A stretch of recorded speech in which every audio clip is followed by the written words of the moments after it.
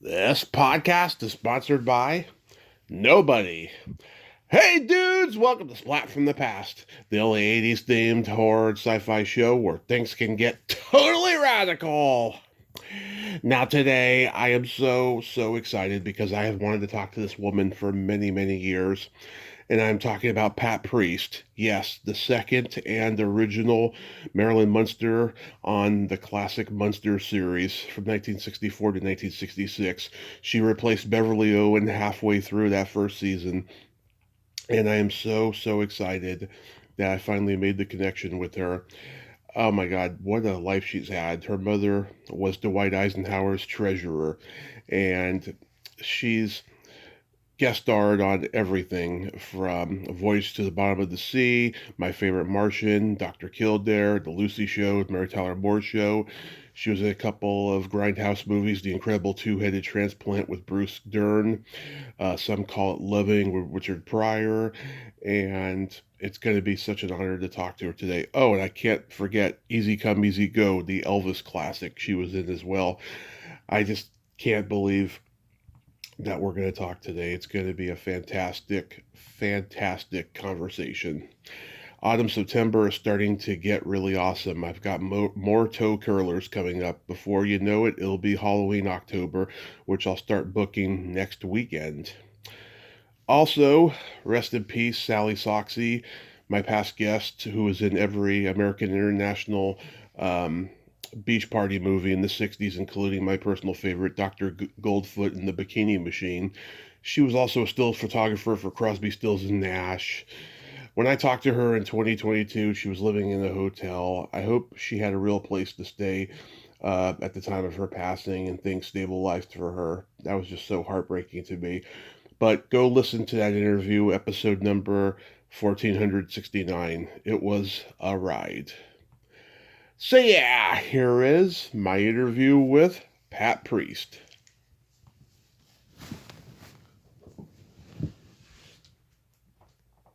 Hey Pat, welcome to the show. How are you today?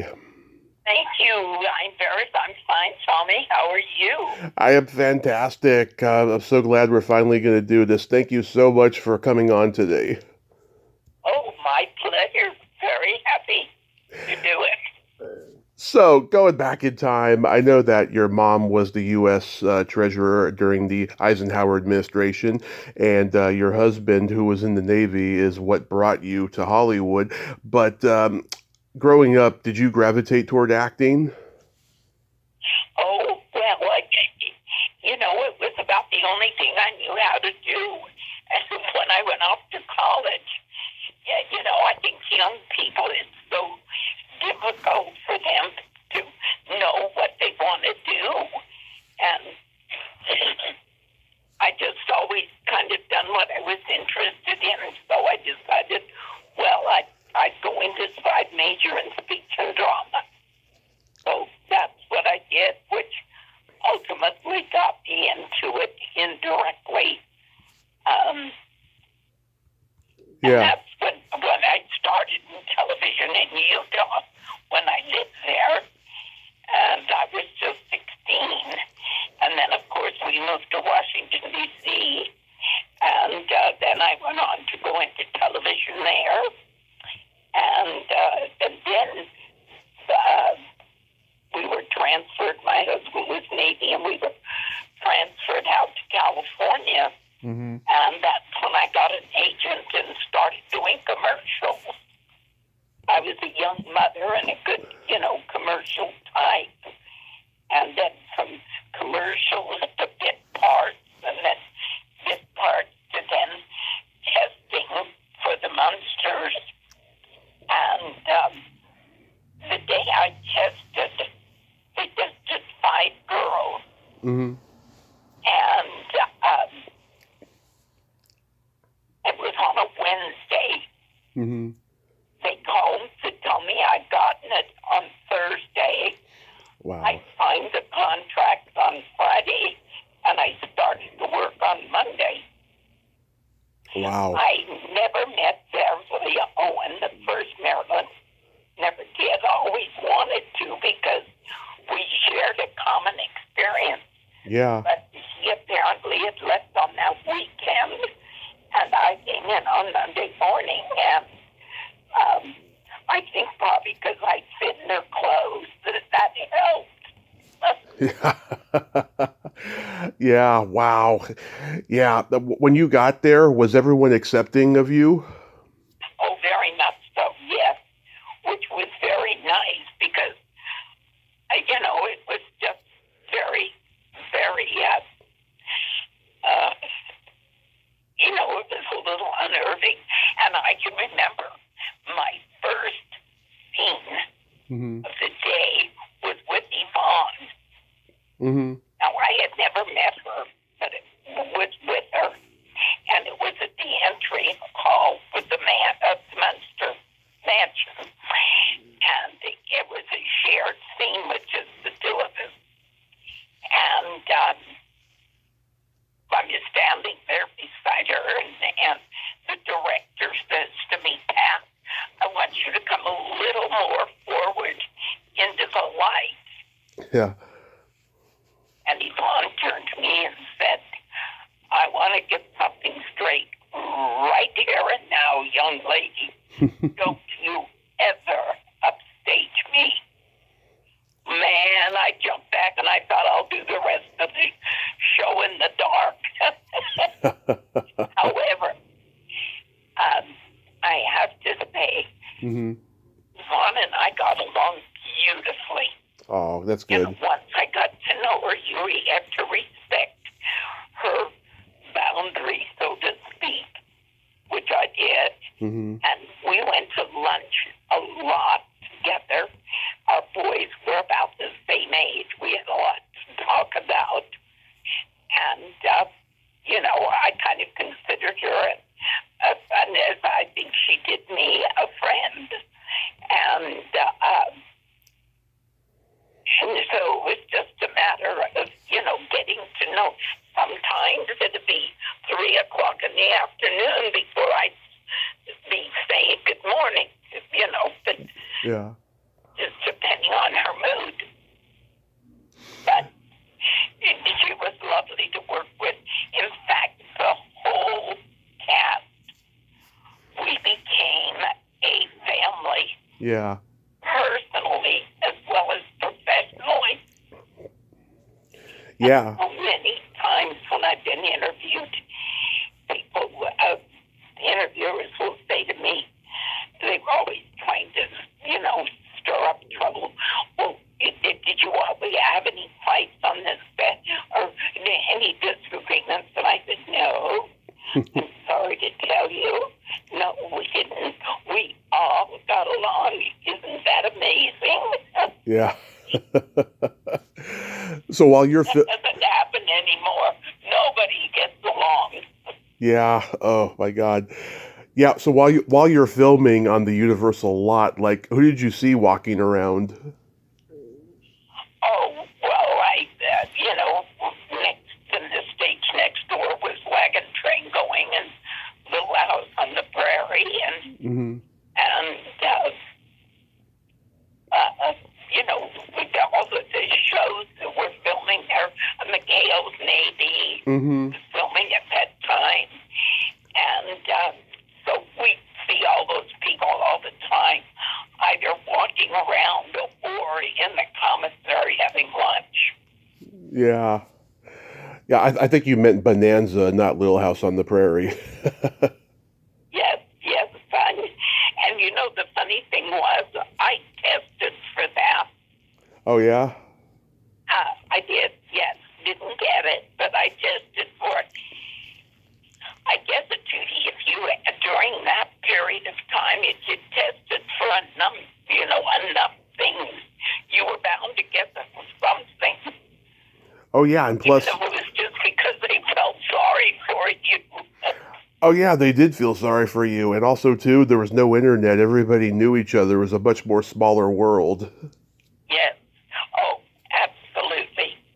And it's kind of interesting because at the time, I worked in the business.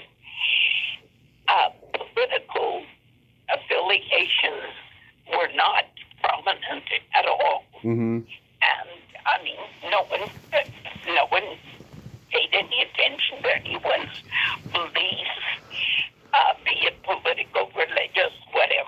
Yeah. People were not judged on any of those things, and it was wonderful. But things have drastically changed in the business. I know, it's crazy. It's really crazy. So, there were so many wonderful people who guest starred on the Munsters. Like, Oh, who were some of your favorites? I like Jess White. I Yeah. like Frank. Damn. Oh, I can't even think of his last name now. Frank? Pardon? You said Frank? Yeah, he was a comedian. Okay. Now I can't stop that. Frank Gorshin? Yes. Thank you. Mm-hmm. Thank you. It just is the first game to me, but not the last. Yeah. And I like Jane Withers. She came on this show. Oh, and I loved Nielsen. Leslie Nielsen? Yes. He was funny. He was wonderful. He was great. And Don DeLuise, I loved him too. He was great. Yeah, he's Dr. Some of the ones that stand out for me.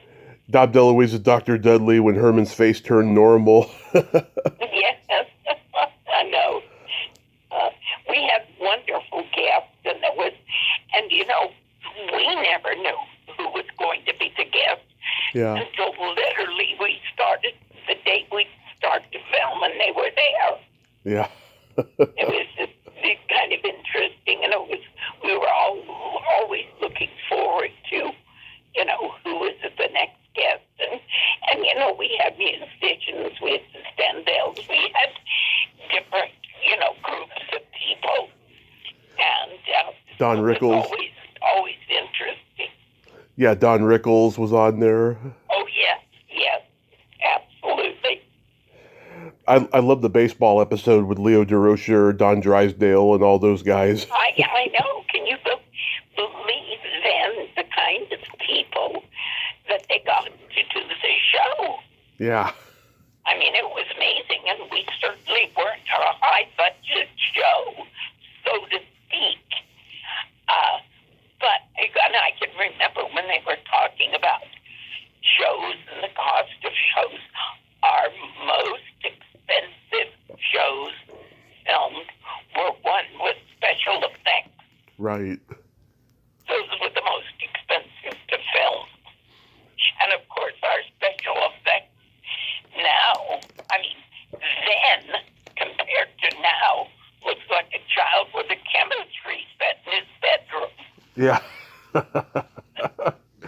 I know, like the Addams Family over at MGM, they were a special effects show too, just like you guys were. Yes, absolutely.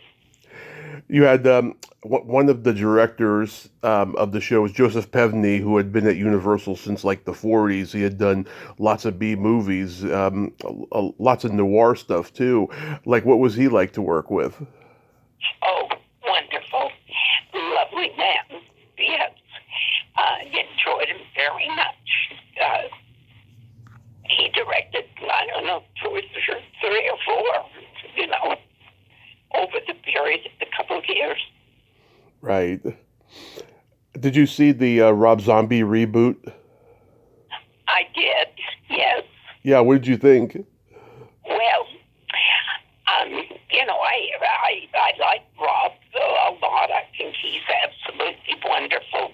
I think he has produced and done a lot of very good things. Mm-hmm. However, Mm-hmm. I thought in this particular movie, I thought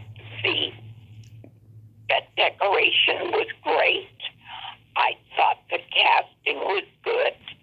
I thought the costuming was beautiful. Yeah. I thought the lighting was great.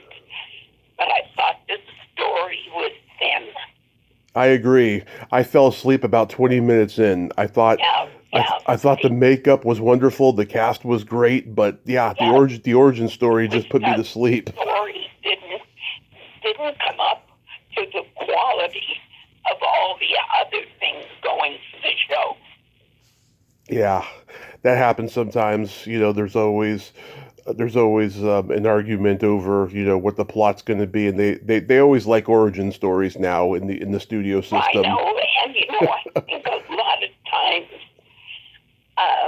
when one person is doing everything, writing, directing, producing, acting, everything for a show, I think it dilutes things a little bit. Right. You and Butch had a cameo in the 1995 TV movie that Robert Ginty directed. Any memories of working with Robert Ginty? Now, what show are you talking about? It was a Munsters TV movie in 1995, and yeah, Here Come the Munsters, something. We'll yeah, have just a guest cameo. yeah, Yeah. And that was fun to do. I don't really remember the director. It was just a cameo. And it was nice seeing everybody again because other than Butch, that I stayed in touch with all these years, yeah. I never saw anyone at that particular time. I did, of course, Fred was gone by then. But at that particular time, I did. But then after that, I saw Grandpa once and talked to him on the phone all the time. He was my mentor, on the show. But, Yeah. And I'm still friends with his wife. And anyway, in fact, his wife wrote a book called I Married a Munster. Mm-hmm. I wrote the forward in it. So Yeah. and she still, and he was, everyone I worked with was wonderful. And Butch, I still, up until actually about 3-4 months ago, Yeah. I stopped doing shows. Butch and I did some shows together. Right. Which was nice. It was fun. And, but you know what? I love doing the shows. I love meeting the people. I love hearing the stories and what kind of effect that we had in their lives, with their families. They used to watch, and there was all, and people that were in assisted living facilities and things, how important the Munsters kind of were to them in their life. That's all wonderful to hear. But the problem is getting there. Yeah. That is a nightmare. Yeah. And I remember going down to Salt Lake here just about, and I was scheduled to go to Memphis, Tennessee for a reunion. And I was going down to see my doctors in Salt Lake. Uh-huh. And now, mind you, from Boise to Salt Lake is a 50-minute flight. Mm-hmm. I waited in a wheelchair 7 hours at the gate to go 50 minutes. They had a big computer glitch and everything went down. And right then and there, I thought, that is the end of my appearing anywhere that requires an airline flight. And I called up my assistant and I said, I'm not going to Tennessee. I'm sorry. I can't go through this anymore. And that was it. So Yeah. now I am totally retired. Don't like it, but I am. Well, you had a long run, I mean.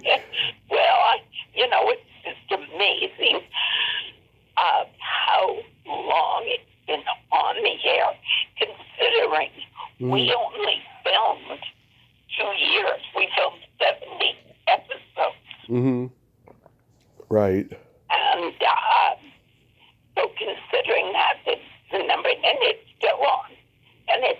all over the world. I get fan mail from Germany, Czechoslovakia. I'm getting fan mail from Venezuela, all over. I know, it's wonderful. People love you. People love Marilyn. Oh, well, I mean, I was not much. I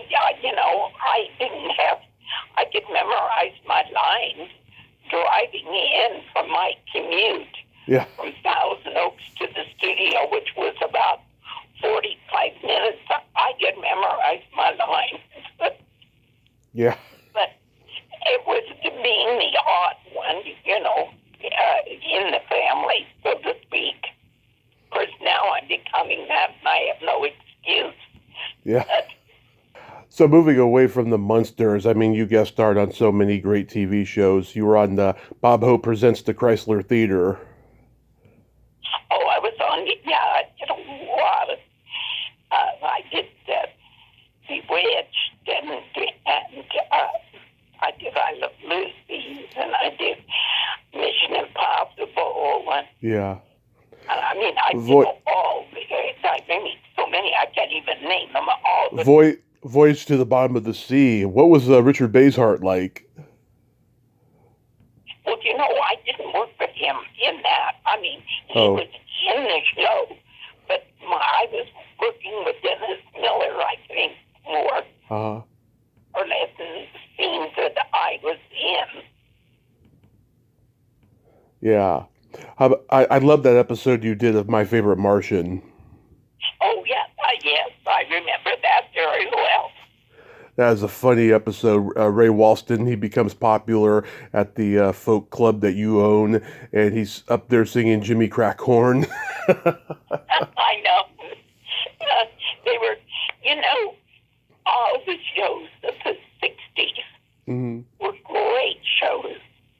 Yeah. And I think that's why they've lasted so long in reruns, because the writing was exceptional. We don't have comedy writers like that anymore. The message was wholesome in sometimes weird ways, but I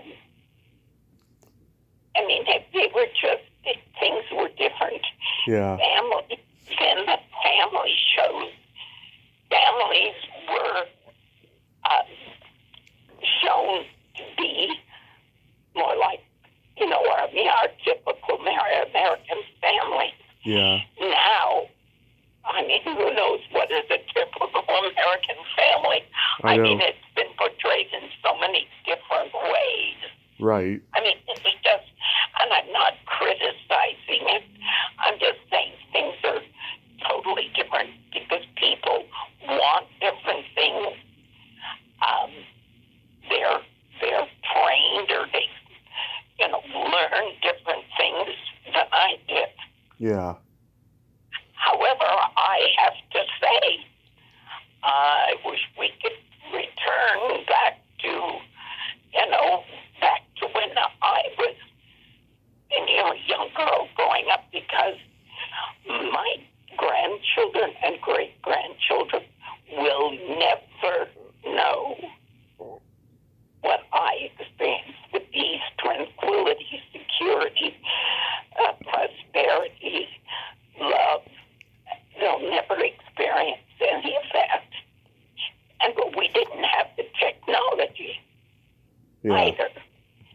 And I feel that the technology that we have has enhanced our culture, but I think also that same technology will destroy our culture. I agree. I think technology has brought out the worst in us. I do too.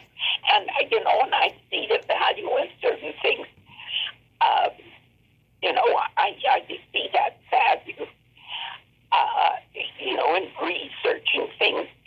But then also, you've got to look at the destructive side. We were living peacefully without it, Yeah. But you just can't stop progress. That's just the way it is. Right. We recently lost Richard Chamberlain, and you did Dr. Kildare episodes. I did. And Yeah. you know what was interesting? Not too many years ago, maybe, I don't know, 4 years ago or so, Yeah. I did a memorabilia show, the Hollywood Collector Show, Oh, yeah. and I sat right next to Richard Chamberlain, Uh-huh. and I said, now, I know you won't remember me, but Linda Evans and I were nurses on your show, Yeah. and we used to sit in the back, and talk. That was before I became the Munsters or before she became on Big Valley. So, interesting. Yeah, I've heard he was just the nicest guy. Oh, lovely man. Lovely. There was nothing prima donna about him. He was always very respectful and very nice, yes. And I can see why he was so successful. Yeah. He was such a good actor, too. I think his looks overshadowed his talent. And you know what? Even as an older man Mm-hmm. in his 80s, he looked wonderful. Yeah. He took good care of himself. He did, yes. Well, he was living in Hawaii at this time, and was kind of conducive to outdoor activities and what have you. I just talked to Lucy Arnaz. So do you have any good stories about her mother, Lucille Ball? Yes, I do. I have a wonderful story. Mm-hmm. My friend, Paula Stewart, Mm-hmm. was a singer. She lived in the guest house she was a very good friend of Lucy's and had coached her singing up on Wildcat. Yeah. On Broadway. And so I was over to her house one day, and I remember I did a couple of Lucy shows, but I was over to her house, and we were in it. Lucy was always playing backgammon. She loved backgammon. And so we just come in the back door, and she was playing backgammon, and she stopped, and we were chatting, and she said to me, Pat, what size shoe do you wear? I thought, well, that's strange. I wear an 8.5, and she said, oh, well, that's the size I wear. She said, as you go out right beside the kitchen door, this bag full of shoes Yeah. that I'm going to take to Goodwill. Take them if you want them. So I said, okay, fine. So I took them and went through a lot of them, and then some of my sold in the garage sale, not as Lucy shoes, just shoes. And I kept and still have one box that said L Ball on them with shoes in it. Oh. So I said, that's. I wish I had more memorabilia even from this show. Yeah. But at that time, it was a job. I mean, we weren't into collecting. We weren't into getting autographs. I was never into that. In fact, on Friday night, when we come off the set, Yeah. there was a big garbage can right by the stage door. And Friday night, I just tossed my script in the garbage can. Yeah. Now, that was another retirement fund I threw away. I've done several of them. Yeah, it's funny. In that episode, Lucy is flying to London, and she did an entire special where she's in London. And I told her daughter that's the best thing she ever did. Lucy in London is such a magical special. I love it. Yeah, well, I was the stewardess on the plane. Yeah. Flying to London. Yeah. Yeah, it's hilarious. And she wears that pretty pink velvet outfit. on the plane too. Yeah. I mean, she had a wonderful sense of timing, and I mean, she was and she was a great lady, very smart, very strong, very decisive. But if she liked you, great. Yeah. Tell me about working with Elvis on Easy Come, Easy Go. Yes. Oh, that was a wonderful experience. Elvis was at that period of time in his life.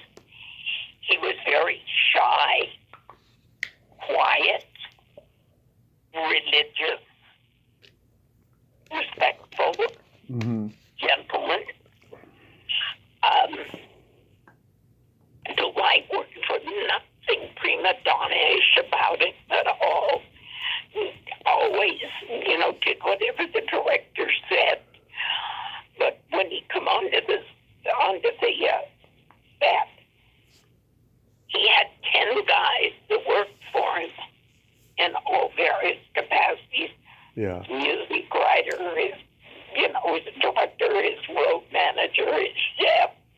They all came with him. And a wonderful group of men, just lovely. And I think a lot of them had been buddies of his when he was in the service. And they always traveled with him, always came on the set, fulfill different functions. And it was a wonderful experience. I'll tell you a little story. Okay. Once we were Elvis and I were sitting in chairs and we were discussing, and just various things. And I was talking to him, and I said, "Well, I'm thinking about getting a new car." He said, "Oh, really? What are you thinking about?" And I said, "Well, I don't know, maybe a Pontiac Grand Prix." And he said, "Well, I have a car, I'll sell you." And I said, "Oh, Elvis, I couldn't afford anything of yours, but what is it?" And he said, "Well, I have this was 1967, and he said, I have a 1965 Cadillac Eldorado convertible, black, with a black leather interior." I said, "Ooh, that sounds really nice. How much do you want for it?" He said, "Well, I'll sell it to you for $3,000. And I said, "Oh, sold." And so I got Elvis's car. Now, I did not drive it as Elvis's car. I did not tell people I had Elvis's car. And 2 years later, I traded it in for a Pontiac Grand Prix because George Barris, who had designed and built the Munster coach and Dracula, he was going to customize it for me. So I traded it in. I didn't tell the dealership that it was Elvis's car or anything. Now, that was my big retirement fund that I threw away. So I've thrown several retirement funds away, but that was my biggest. Yeah, and also in the movie, you wear a bikini and your belly button is showing, and this was the beginning of belly buttons in film and television. Back then, it was considered so taboo, but now they're everywhere. I know. Well, they're now down to phones. Yeah. So, and I thought at that time, I thought, wow, this is pretty risque. Yeah. Do you remember being a guest on the Jonathan Winters show? Yes, I do. Yes. Brilliant comedian. And he was wonderful. He was a guest on our show. And I just thought he was wonderful because, I mean, that man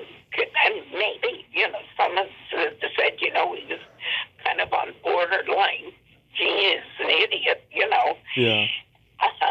He was brilliant in everything he did. And right off the top of his head, he just, it's just these crazy characters and things just came to him. He was a delight working with. I know, for a man who spent some time in a mental institution, I mean, it's no wonder, but it made his comedic brilliance, Oh, absolutely.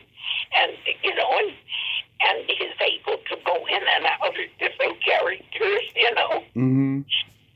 was wonderful. He was a joy to work with. You were on Bewitched a few times. Any good stories about Elizabeth Montgomery? Home-based nurse. Yeah. And that was fun. That was, a nice show. And I loved working with Betty White. I played, in one show, I played her sister. On the Mary Tyler Moore Show. Yeah. Yeah, Betty White's sister. I heard. Yeah, we were talking about Bewitched. Bewitched, yeah. Yeah. I did a couple of Bewitched. And then I did the one, Mary Tyler Moore, where I played Betty White's sister from Atlanta, Georgia. Yeah. I do it with a southern accent. I lived in the South, so that was easy for me to do. Yeah, Ed Asner, he flirts with you in that episode. I got to interview him before he died. He was a character, that guy. Oh, really? Yes. Yeah. Yes. Yeah, I will agree with you there. Yeah.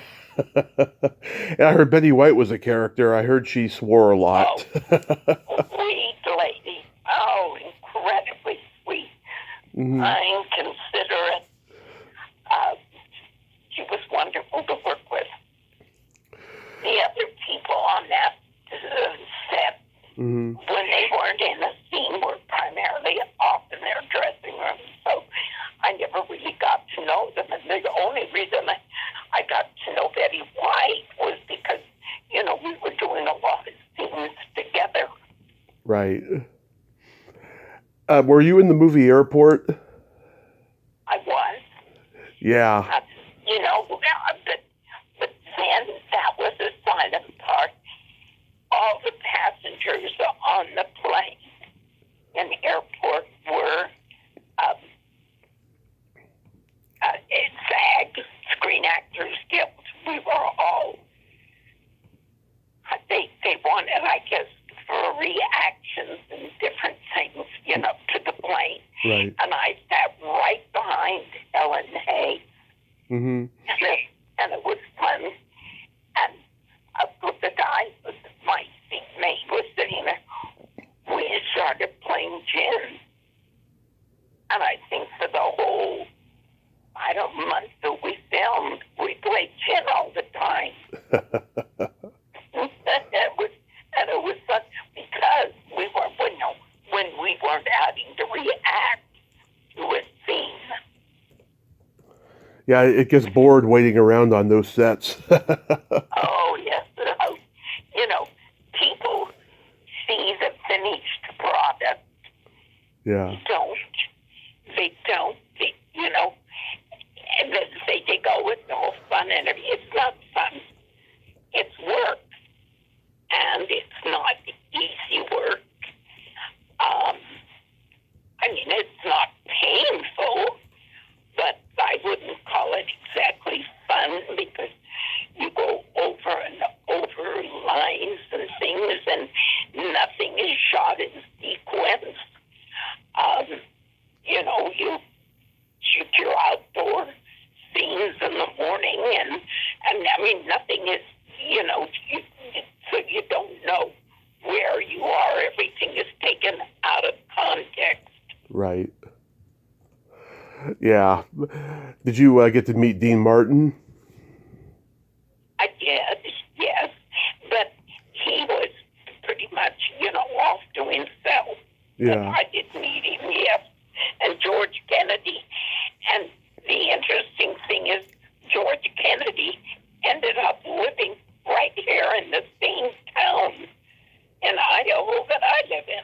Yeah.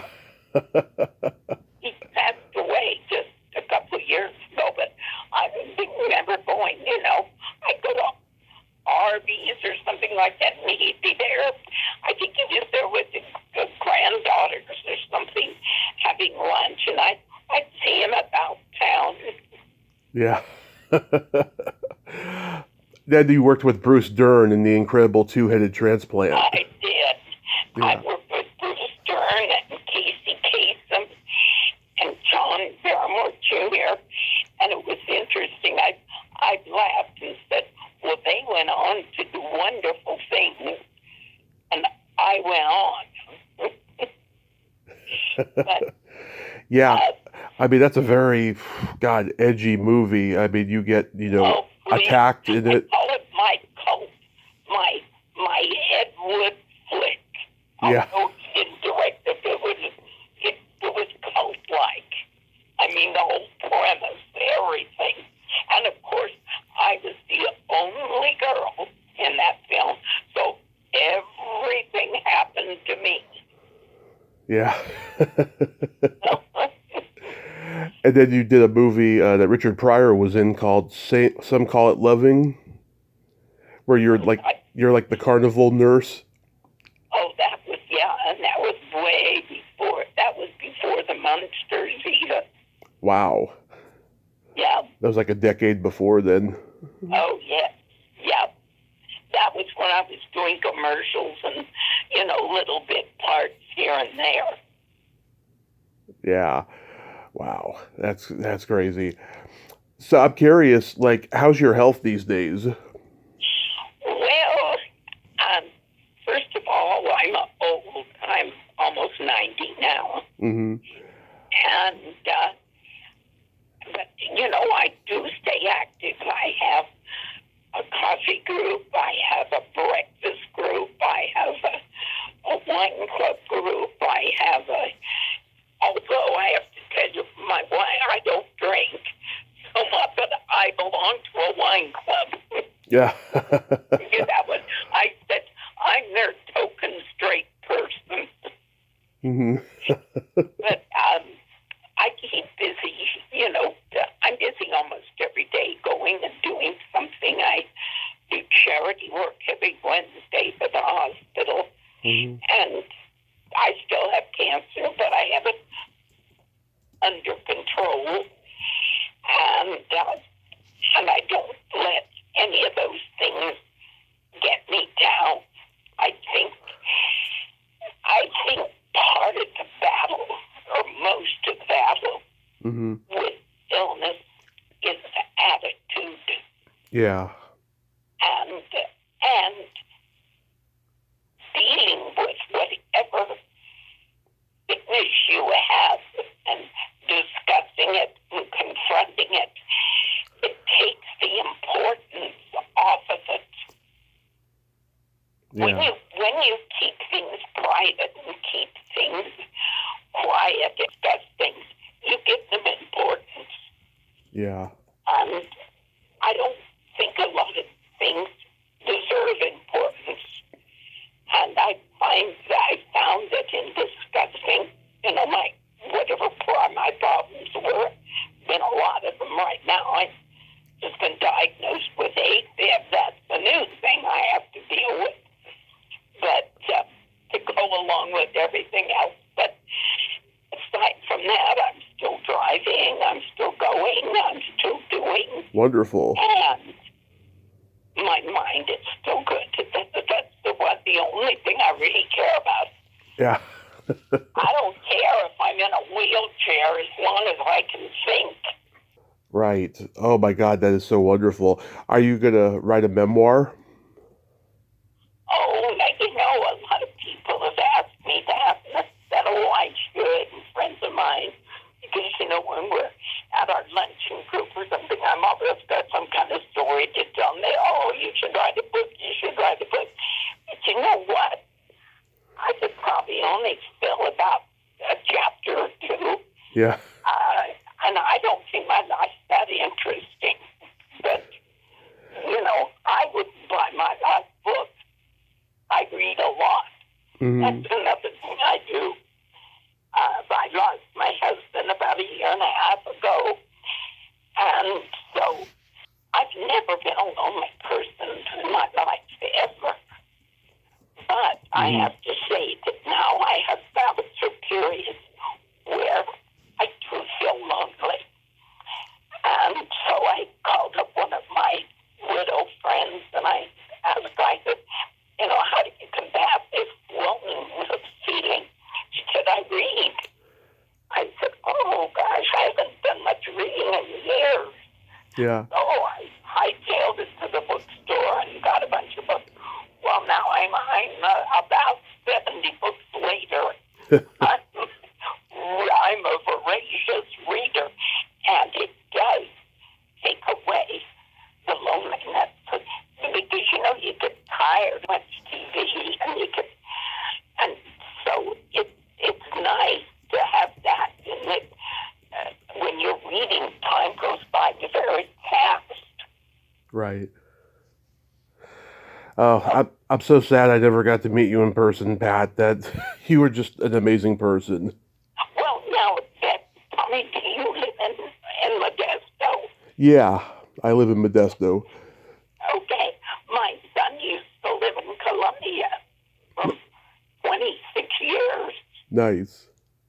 Which is just Sonora, that little mining town just out of Sonora. Yeah, I've lived here for 2 years. It's an interesting place. You've been, okay. What brought you to Modesto? Well, I lived up in Reading for 6 years, and it ended up being an awful experience. And so me and my mother, we were looking for a change, and so we came up here. I mean, it's close to the Bay Area where we're from, and it's nice for the most part. I lived many years in the Bay Area, Los Altos. Oh yeah. For several years, and Alameda. Oh yeah, I know that place very well. Yep. That was before they had the island out there, and before they added all that bill and everything. When I lived there, it was just my husband with Navy, and he was at the Naval Air Station. So we were there 2 years, and then he went over to Stanford, and so we just transferred across the bay to Los Altos. Wow. So yeah. I've had the experiences of both Southern California and Northern. Alcatraz was still functioning in those days. Yes. But I have to tell you, I like Idaho better. Oh, good. Well, I guess I gotta like it. I mean, here. Yeah. I have no choice. Plenty of potatoes there. But you know what? I do have wonderful, wonderful memories. Yes. Living in California, and the time I lived there, I experienced and did.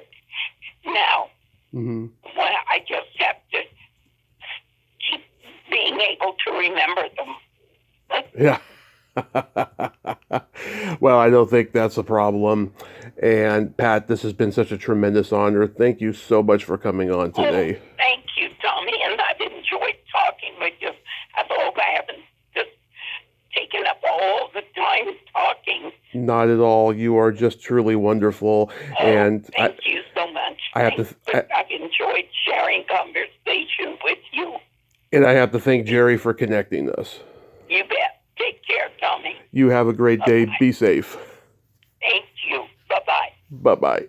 Well, there you have it. Pat Priest, ain't she a sweetheart? Oh my God, what a great lady. I'm so glad that we could have that chat today.